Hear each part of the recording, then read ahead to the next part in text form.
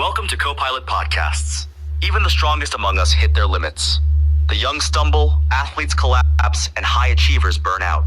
Today, we're exploring a profound paradox from ancient wisdom: how acknowledging our weakness might be the key to finding true strength. It's such a counterintuitive concept, isn't it?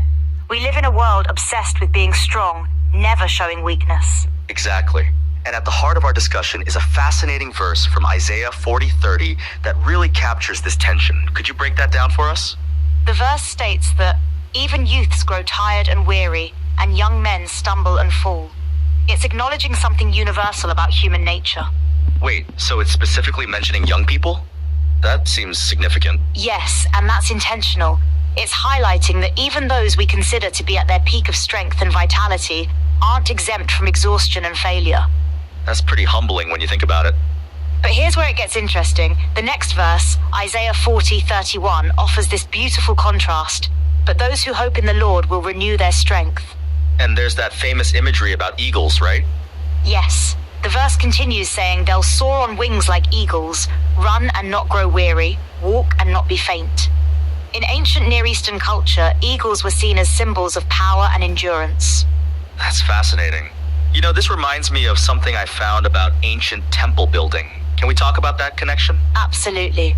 This ties directly to Psalm 127:1, which says, "Unless the Lord builds the house, the builders labor in vain."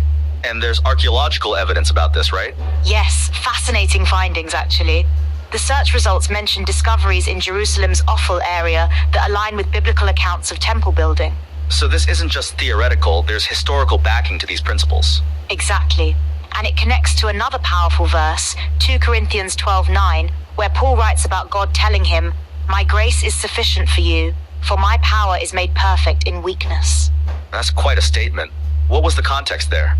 Paul was dealing with what he called a thorn in the flesh, some kind of persistent struggle or affliction. And he actually asked for it to be removed, right? 3 times, according to the text. But instead of removing it, God gave him a different kind of answer. Which was? That God's grace was sufficient, and his power would be made perfect in Paul's weakness. It's this incredible paradox of finding strength through acknowledging our limitations. You know, that's so counter to our modern mindset. Absolutely. We live in an age of self-reliance and technological advancement, where admitting weakness is often seen as failure. But these texts seem to be suggesting something different. Yes, they're pointing to a deeper truth, that true strength often comes through acknowledging our limitations and depending on something greater than ourselves. Can we talk about how this plays out in practical terms? Well, according to recent studies mentioned in our sources, people who engage with these concepts of limitation and dependence often show higher emotional intelligence. That's surprising. How does that work? It seems that acknowledging our own limitations helps us better understand and empathize with others' struggles. So there's actually a strength that comes from admitting weakness? Exactly. And this connects back to Isaiah's message. It's when we acknowledge our limitations that we can access a different kind of strength. You know, there's something really freeing about that. It's like permission to not have to be superhuman all the time. And this ties into Jeremiah 17:5 too, right? Yes, that verse warns against putting ultimate trust in human strength alone. It's interesting how these ancient texts seem to anticipate modern burnout culture. They really do. The human tendency to over-rely on our own strength hasn't changed much in thousands of years. But the solution they propose is pretty radical. Embrace weakness? Not just embrace it, but see it as a pathway to a different kind of strength. That's mind-bending when you really think about it. And it's backed up by modern psychological research showing that acknowledging vulnerability actually leads to greater resilience. So science is catching up to what these ancient texts were saying? In many ways, yes. The wisdom literature was onto something profound about human nature. Let's talk about that eagle metaphor again. What makes it so powerful? Eagles actually use thermal currents to soar. They're not constantly flapping their wings. They're working with forces greater than themselves. That's a beautiful picture of what we're talking about. Yes, it's about finding strength, not through constant striving, but through aligning with something greater. And this applies beyond just spiritual contexts? Absolutely. It's a principle we see in psychology, leadership, even athletic performance. Acknowledging limits often leads to better outcomes. That's fascinating. Can you give an example? Well, studies show that athletes who acknowledge and work within their limitations often perform better than those who push beyond their body's signals. So it's not about giving up, but about working smarter? Exactly.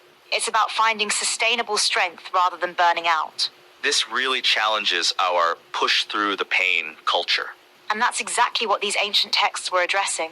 The human tendency to rely too heavily on our own strength. So what's the takeaway for our listeners? I think it's about recognizing that acknowledging weakness isn't failure, it's actually the path to a deeper kind of strength. And this applies whether someone's religious or not? The principle holds true across contexts. When we stop trying to be invincible, we often find greater resilience. That's really powerful.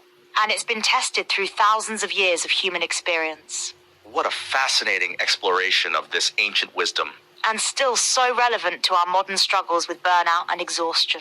Well, that brings us to the end of today's episode of Co-Pilot Podcasts. Remember, sometimes the path to strength starts with acknowledging our weakness. Just like those eagles, soaring not through constant flapping, but by working with forces greater than themselves. Thank you for joining us on this exploration of finding strength through weakness.